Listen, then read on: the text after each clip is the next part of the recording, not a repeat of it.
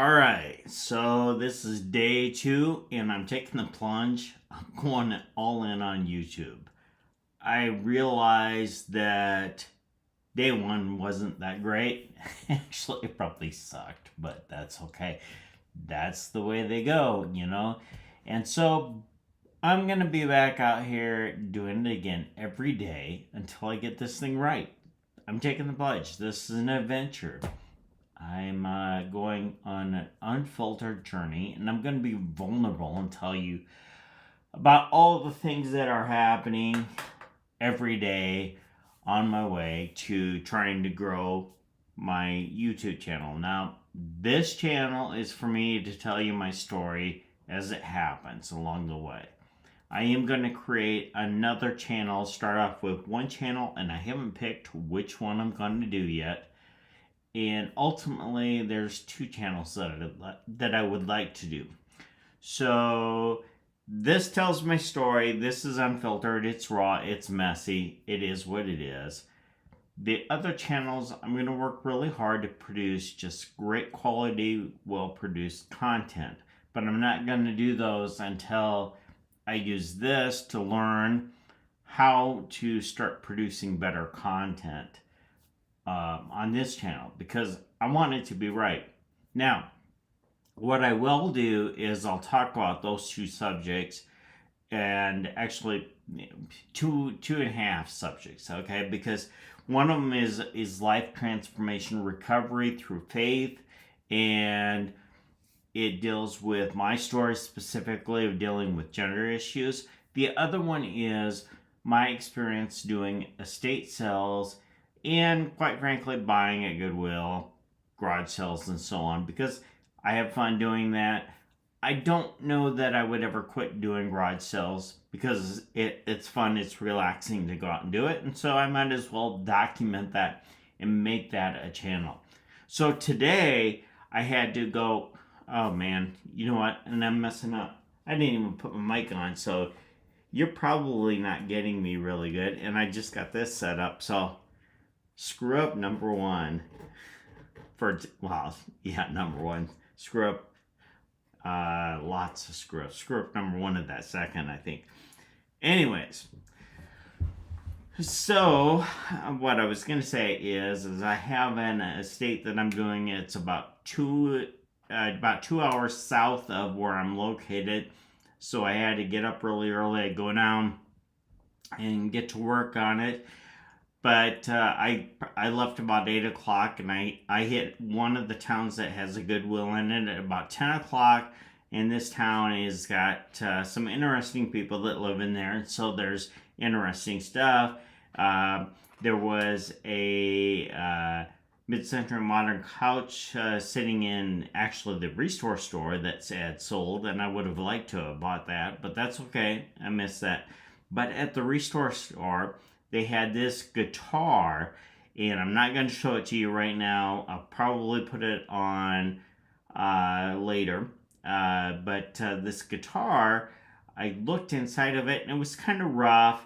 It turns out that the company was sued by Martin Guitar in a lawsuit because it infringed on the copyright on the guitar, and this guitar is worth a whole bunch of money.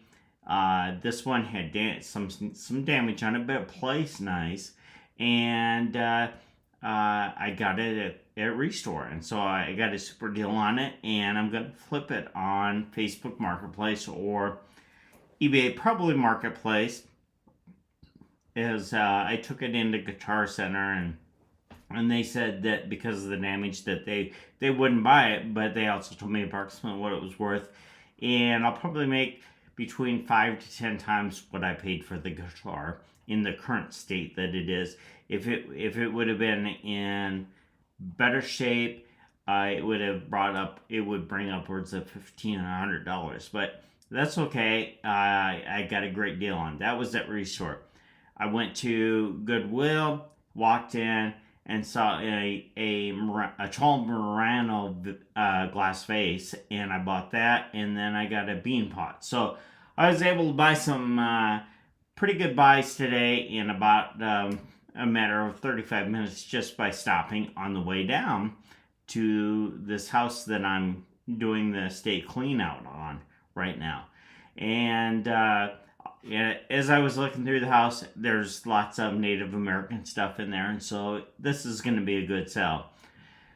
That said, I don't want to make a career out of doing house cleanouts anymore. I just want to kind of dabble with it, and I have a ton of inventory to move. So I don't really need more estates, although I do have 2 or 3 more coming up that I will do before I quit doing them. And I'm going to be selling for a long time, especially on the inventory that I've got just sitting in warehouse buildings. So I'm going to clear that out while I'm also doing this. And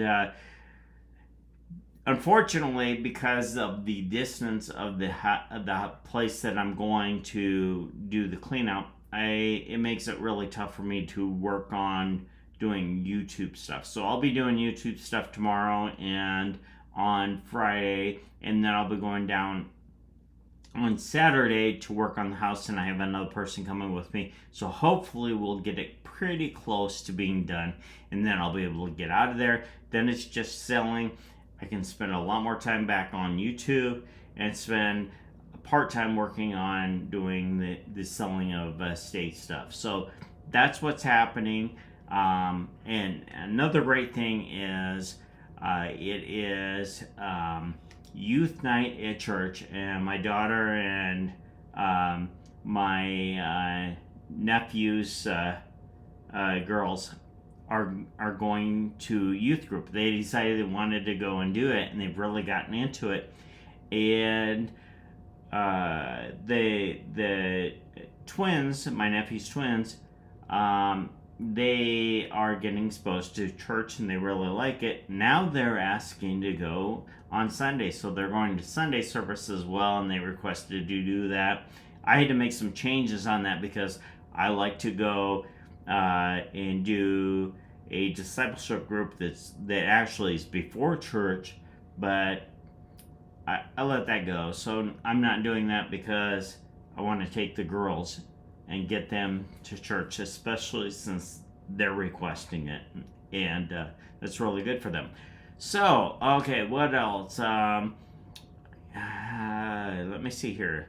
So, as far as on the YouTube stuff, that's where we're at. Now, I'm located in Iowa, and let's talk about transformation recovery and talk about gender issues. Specifically, let's talk about gender issues. There's a Twitter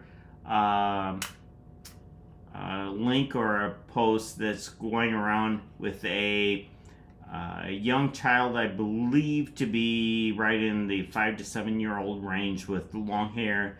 This child is a biological male, and the child's talking about legislation that is going through Iowa, the Iowa State House right now. And the child is well prepped on what to say. So it's pretty sure that mom has coached the child on what to say. However, the child gives off great expressions. Now, what was interesting is how the child talks about the gender issues, and when this child is speaking of the gender issues, it brings back memories for me on how I felt at the age of this child, and there is similarities to it. So, obviously, I'm a biological male, and I'm very happy living the way that I am. But there was a point in my life where I did transition, and it was my late 40s.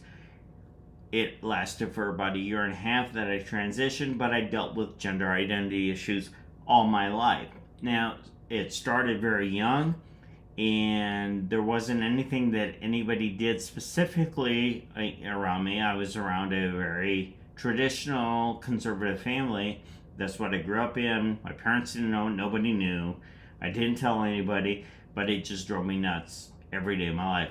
So as I see what this child says, I give it credibility that this child is experiencing these things. And so no matter what you want to call it, gender identity, I know there's some people that say that there's no such thing as that, so we'll go with gender dysphoria, and which was the clinical definition prior to gender identity and so on.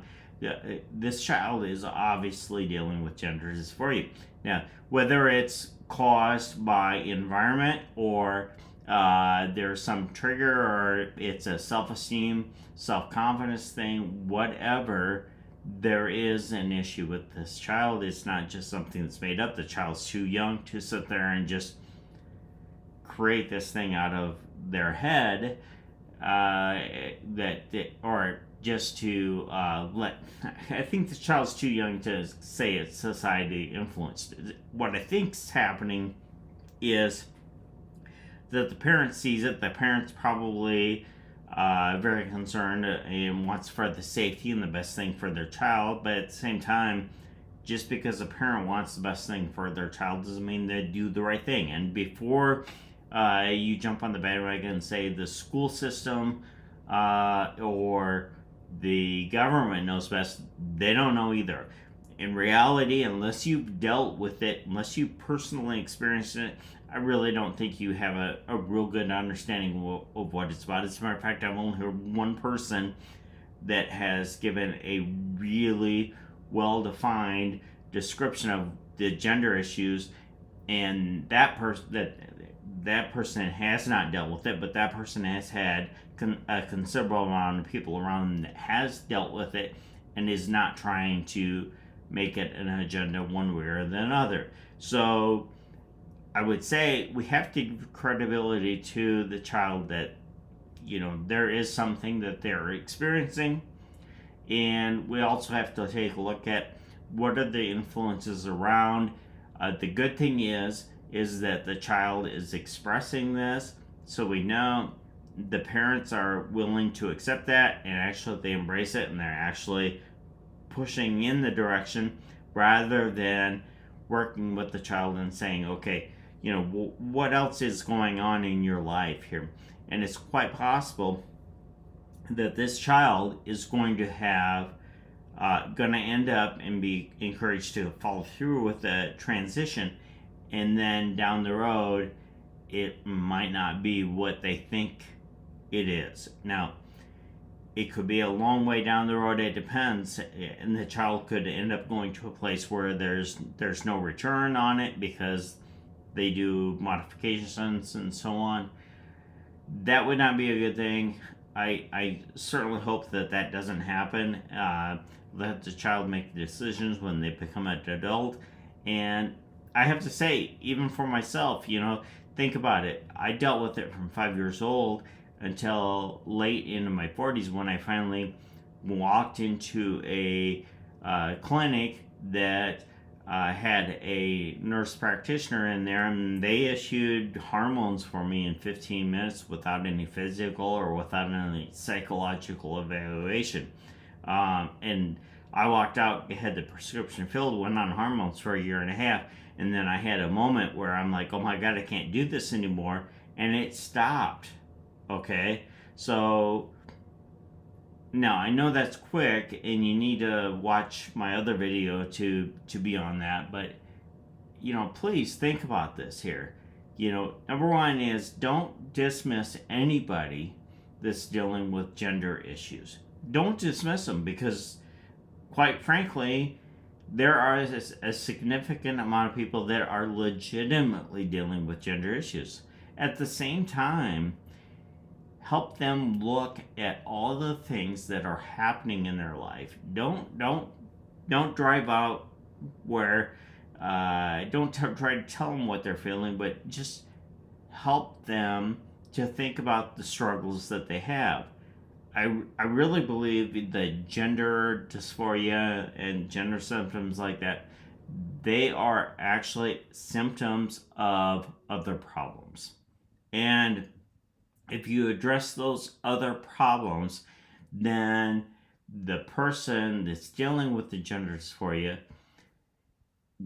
can make a better decision about whether they want to transition or not, and also weigh the factors that what are the consequences of transition, and can I live better as I am, or would I do better transition? And I'm starting to believe that if we can get to the center of the issue with the gender issues, that we step back, we take a step back, and the person that's going through the gender dysphoria might consider stepping back away from it, because there are a lot of complications that come from it. And so that's what I'm hoping from that. So on both sides, I'm not advocating for or against. I'm simply trying to share what are the consequences of that. So there you go. There's two discussions. And the borderline on 2.5 or third topic is transformation and recovery. I'll talk more about that tomorrow, because tomorrow night is my recovery group that I lead, that I've been leading since January 2017. I've been a part of and been in leadership on that, and we can talk more about that, because everybody's recovering from something, and everybody can benefit from recovery. I really am just looking forward to sharing more about that and talking about masculinity and femininity and so on, and how that plays into our struggles today, as I see it. Now, keep in mind, I'm not a doctor. I'm not a psychologist, psychiatrist. I didn't go to college, so I'm just going to give you what my life experiences are, and hope that helps you. I will give you some directions, or some direction towards materials that may be helpful to you. And I have a strong faith in Jesus Christ and God, and I'm a follower. So, I'm trying to live it out, and I realize that, I don't do that great of a job, but I am trying. I'm working on it, and I'm genuinely focusing on Christ. So, that's my motivation with it. So if you watch this long, or if anybody watched, I'd greatly appreciate it, and hope you did. And I'm gonna go ahead and sign off for today, but I'll be back and give you an update. And who knows, I might even bounce in if I have something to talk about throughout the day. I'm gonna do the live. Oh, lastly, I think this is the last thing on this broadcast, but the reason why I'm doing live is because I want to get going on doing the YouTube videos. I do plan on doing pre-recorded and pre-produced videos so that I can edit them, but I have to learn Adobe Premiere Pro, and at the same time, I want to get my feet wet and get going and put stuff out there. So that's why I'm doing it right now. That's why I'm doing live right now, is so that I can get the experience to do that, get the experience talking in front of the camera, get comfortable with putting stuff out there that I'm not going to pull back. It's going to stay out there. It will stay out there forever. And maybe, just maybe, I'll look back at this at 10 years from now, and I'll like, oh, wow, I really sucked then, but this was really worth it. It was great to do this, to step out and to get onto YouTube. So with that, have a blessed day, and I will see you, I bet you, tomorrow.